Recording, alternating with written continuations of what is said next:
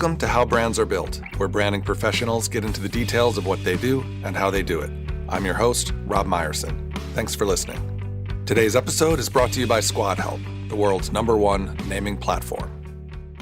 Alan Brew has been in branding since 1985, and in this episode, he'll take us back to that year and tell us how he got into branding and what he's seen change since then. Along the way, he's worked with clients like Chevron, Elsevier, Tech Data, Royal Bank of Canada, Delta Airlines, and Huawei, as well as a number of startups and small to medium businesses. Now a founding partner at Branding Business in Southern California, Alan's career has also included roles at Landor, Addison, and Siegel & Gale. That last one, Siegel & Gale, is where I met Alan. I was lowest man on the totem pole, I think that may have actually been my title, when Alan came in as managing director of the LA office. I remember an early meeting with Alan. We were in a full conference room, lots of smart strategists and designers sitting around the table. I was used to being a fly on the wall for meetings like this, maybe just taking notes or waiting for some marching orders. I can't remember what the meeting was about or what we were trying to decide, but I remember vividly Alan turning to me and asking my opinion on the matter at hand. Now, maybe Alan just didn't know how unimportant I was, but I took it as something else. To me, it was a recognition that my point of view had value. Hierarchy be damned. That moment stuck with me, and shortly after Alan left, I followed him to his next agency and joined his strategy team. But enough about me. In this episode, you'll hear Alan talk about the origin of quote-unquote global brands, the first time he saw the book Positioning, the age of the corporate narrative, and a fateful dinner meeting with Walter Landor back in 1985. Here's the conversation.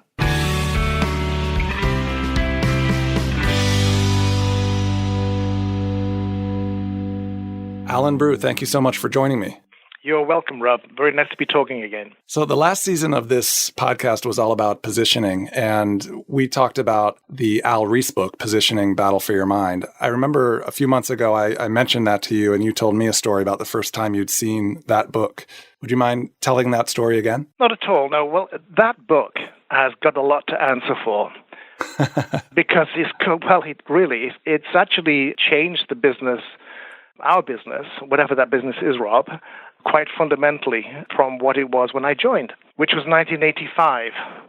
So just to take you back in time to that particular period and why I actually came into this business in the first place, when I had a very good job at the Financial Times in London, a very secure job. Right, you were a journalist or an editor. I was a journalist and editor with, or as I'd rather say in the FT, a reporter. At that particular time, I was writing about advertising, public relations, design. The reason I joined Landor was because of an article I wrote about British Airways. British Airways was duly privatized in 1984, very successfully, transforming the airline with Saatchi & Saatchi and Landor to create something called the world's favorite airline. And on the basis of that, they wanted to create a global campaign. And the concept of globalism was coming to the fore at the time on the back of Marshall McLuhan's Global Village article. Saatchi & Saatchi had bought into it. They saw the onset of global brands as the thing of the future. I mean, do recall, this is 1985, 96. Sure. And Landor was John Diefenbach in particular, and I can't give him too much credit for what he did for Landor at the time. He was the CEO in San Francisco, newly appointed CEO, a former advertising man, and he completely saw the virtue of this global approach, the incoming globalization of business, and the onset of global brands. And it was his will and vision that led to the opening of a London office for Landor. Okay. Which is where I came into the picture. I was hired at that particular time to join the company. And what did you join as, or what was your role going to be? I wasn't sure at the time, Rob. So I had this dinner one night with Walter, and I don't think John was there. Walter was in town. Walter Landor was in town, who'd become more of a kind of figurehead chairman at that particular point. But I think I put the question to him. I said, Walter, I'm not quite sure where I see the connection between what I do now and what you want me to do. And he said, look, our business is about business. Our business is about helping businesses to succeed. And you can talk about that, and you understand why businesses succeed and why they don't. And the more you can articulate that, the more we will be successful, because that's how we see the future. It's not about the art and craft of design, which is important. Walter was a designer, but a industrial designer. But he saw, he gave me that speech, which was ultimately convincing. So that's why I joined and it was a very rough time, Rob, because of the fear and loathing of the local design businesses and what they saw as this sellout of design to business. And you had just become a part of that. Just became a part of it. So, but, the world changed very quickly. British Airways was a tremendous success. But that British Airways experience was seminal in, one, the establishment of Landor as the first truly global branding company, and also, I think, the genesis of why we all talk now about global brands. When did the positioning concept introduce itself on that timeline? Well, that came later. That was another kind of straw in the wind that came a couple of years later when I was talking with John Diefenbach in London, and he threw this book on my desk. I remember it well. It was had a blue cover, and it was called Positioning the Battle for the Mind. And he said, read that. It's about the future. And I read it, and it was interesting. But the most interesting thing about it was that it was about psychology. Yeah. It was about living in an abstract world where people see things according to perception. So at that particular time, things began to change. Corporate identity morphed into corporate branding. The advertising world moved into corporate branding. The whole thing became much more interconnected and seamless. So that's how I came into this business and where positioning came from. You've had a long career. You spent a long time at Addison running, I think, the San Francisco office. Also were at Enterprise IG, which then became Brand Union and more recently Super Union, and Siegel & Gale, and now at Branding Business. Over the course of the career, any other stories like the Walter Landor dinner or any other sort of big moments or shifts that you've seen that are notable? Well, Rob, the thing that's kept me going is this belief in business. Our business exists because of the capitalist system. In a system where there's choice, you need competition, and competition requires branding and differentiation. And that's where we thrive, on free enterprise and competition. Any other system, there'd be no need for what we do. So the advice I would give to anybody coming into this business is to love business. Yeah. To love companies and how they function and why they're successful, and be a part of that and not get obsessed with this thing we call branding, because it's a small piece of the picture, but it's nonetheless an important piece. And it's a great piece and a very creative piece. And I say creative deliberately because it's become very processed. You get, we're seeing, Deloitte and Bain and McKinsey moving into, they have branding divisions, and it's very process-oriented.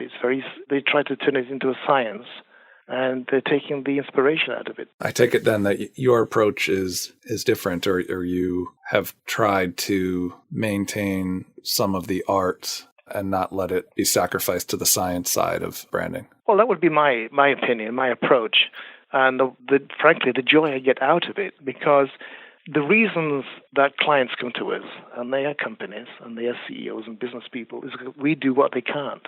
They're very smart people.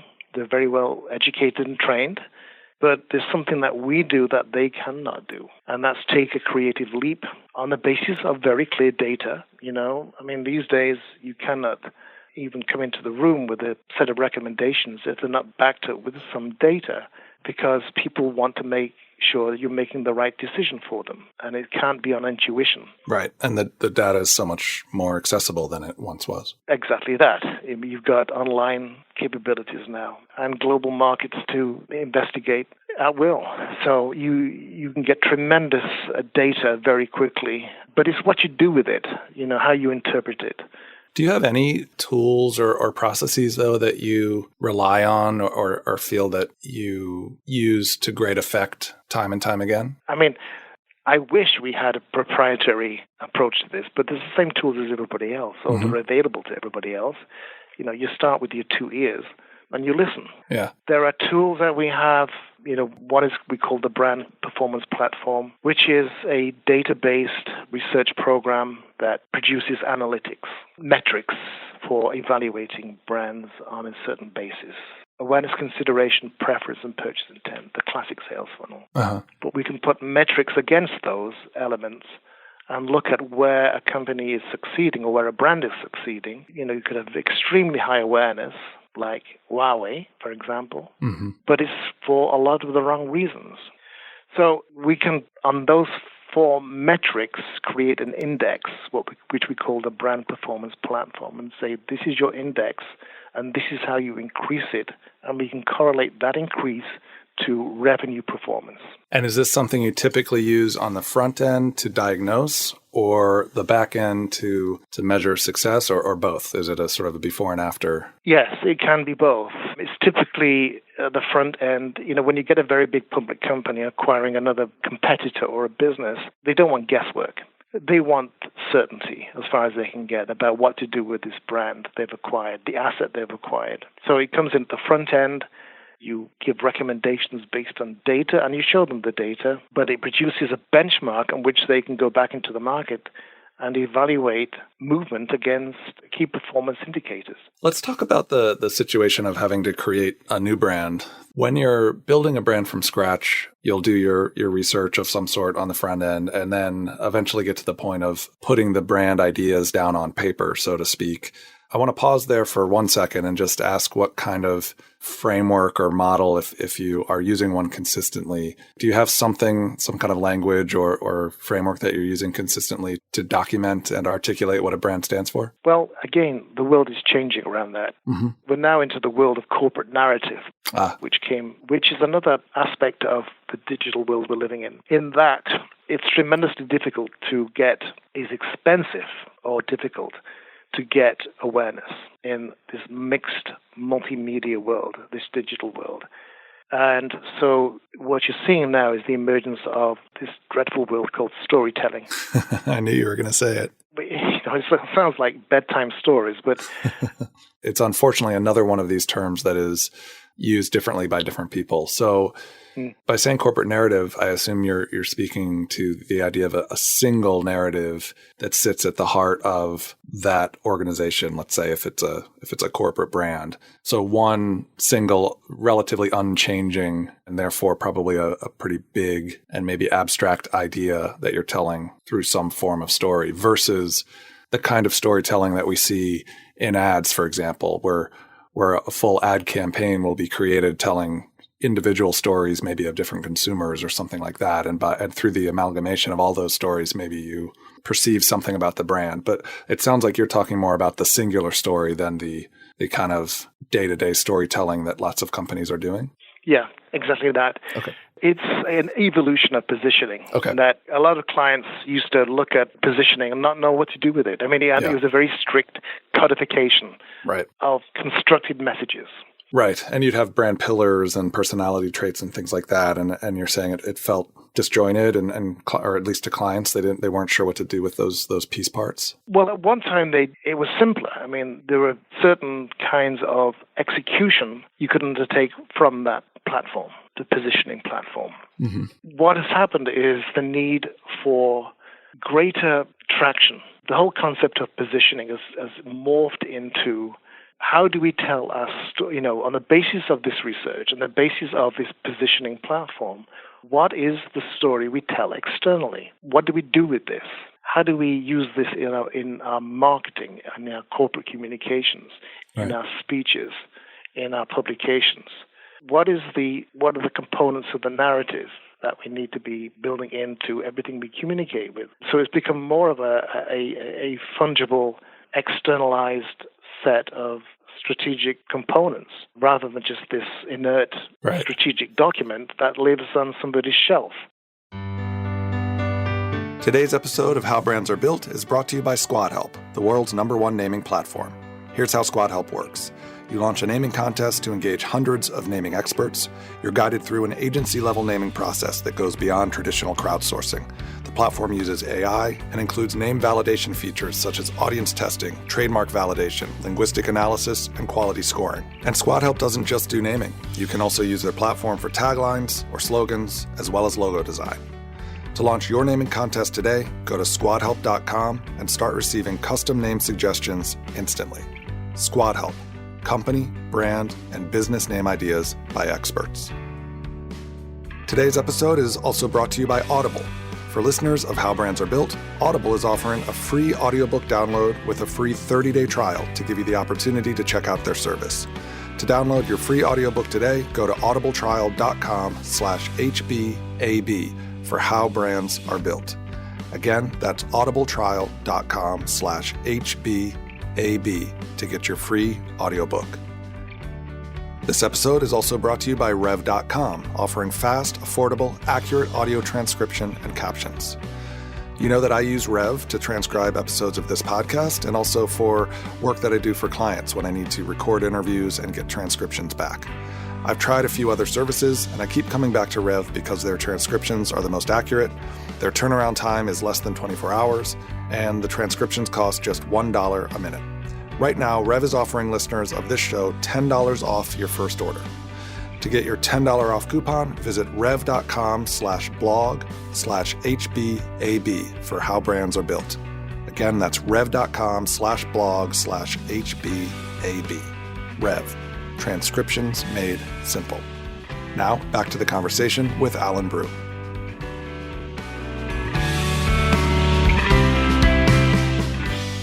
So what form do those stories take? So short of actually staying on board and writing every individual speech and piece of communication to ensure that that story is told consistently, but presumably not in exactly the same words every time, because then it would get boring and redundant.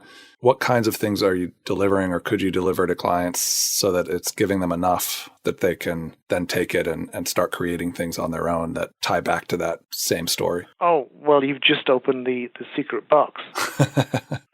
In my view, that's where the entire industry is going. Yeah. It's going to content. The digital age has opened up a huge need and appetite for content. We do more and more content now than we've ever done. Yeah. And content means finished work. It's not advertising, but it's finished narrative for various uses. And it's a creative exercise. So talk about a few of the forms that might take other than if it's not advertising. These are videos that might go on their website, for example? Well, everything is a video experience now. If you're not in video, if you've not got video on your website, yesterday's news, I don't know whether, people watch video. It's entertaining and it's short. People would rather watch video now than read, which is a sad commentary on our time, but that's true. So you have to create a version in visual form, in video form of what you're... Although audio is very big now. Podcasts, I hear, are blowing up. Well, Ron Burgundy is now the world's most popular podcast, I see. Oh, is that true? I haven't even been following. Oh, yeah. Catch the Ron Burgundy, the podcast. It's very entertaining, and I believe it's got the most subscriptions now. But podcasts, certainly, downloadable little nuggets of entertainment. But would you agree that there's some role for someone to be kind of directing all of this content, I think, right? That it's so that it's not just entertaining and catching eyeballs, but so that through watching videos, for example, you're getting some kind of consistent message through a brand's various forms of content? Well, step forward, Chief Marketing Officer. Yeah. If there's any job that epitomizes the current world we live in terms of integrated communications, it's the role of the Chief Marketing Officer, who coordinates everything and controls every budget. He or she has got a really difficult job because there's no direct line to revenue, which is another problem of our industry, that, companies, CEOs have to live and die by quarterly results if they're public companies. Right. So the branding has its longer time horizon. Yeah. Just even if it's in your personal life as a consumer or in your professional opinion, are there any brands out there that you feel like are doing pretty much everything right from a brand standpoint? I have a phenomenal admiration for Amazon and what is done and where it's going. And I don't think it's halfway there yet in terms of what it's capable of being. I mean, look at what it's buying now. It's moving into food, pharmacies. Yeah. I just see that as the lodestar of all digital brands. And, but you can go off out of the digital world into the real world. And I think there's lots of brands that are doing fine jobs. I've got a lot of admiration for Subaru, for example. I think, once it used to be a clunky, odd-sounding foreign car, but now it's regarded as an American brand. Right. It's found its market. It knows its audience, and it's producing some fantastic products. Yeah. I think Subaru has done a tremendous job. And I'd love the new Forester. I'd go out and buy one if I had the discretionary money to buy another vehicle. But I don't. But I would. I used to admire Land Rover, but now it's gone into the luxury market, which I think is a mistake. But it used to be a really good, rugged kind of middle of the road vehicle. But its product strategy has left its brand behind, I think. How about books? I know you started out your career as a writer. I know you still write, but I know you read a lot too. Do you have any book recommendations for anyone in branding or marketing that you think would be relevant or a good read? Well, I do. I get asked what branding books should I read, and my advice is to stay away from them because they're all confusing. And they're all somebody else's point of view. And, based on what? This is a completely invented industry. The true strength of a brand strategist or a brand consultant is their own life perspective and experience. So read Dickens. Read Dickens and read about business. Read Michael Lewis. Read The Undoing Project about how people make decisions. Read Man's Search for Meaning by Viktor Frankl. Read The Economist. Yeah. Read about business and the stories about business because it's what makes our world go around. Where do you get your business news other than The Economist? Do you have go-to, even if they're online publications or anything like that? Well, these days you've got to take several data points. Yeah. I go to The Economist, I go to the BBC, which probably betrays my background, but I still think that... Your accent betrayed that. Right, a few moments ago. And then I would read widely after that. I wouldn't take any one point of view. I mean, this era of fake news, I would make your own mind up based upon several data points of news. Yeah. But, news organizations with a reputation they depend on, like the New York Times or the Wall Street Journal, don't get your news from Facebook. Right. I think if any brand is got a very confused and dangerous future, it's that one particular brand. Yeah. Which is a whole other conversation. Maybe we'll have that one sometime soon. Yeah.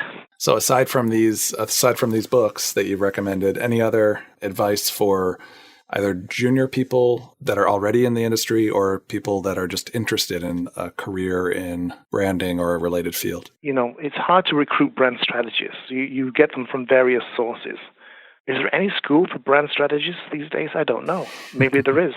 Is there any diploma for brand strategists? Not that I know of. Maybe there is. No.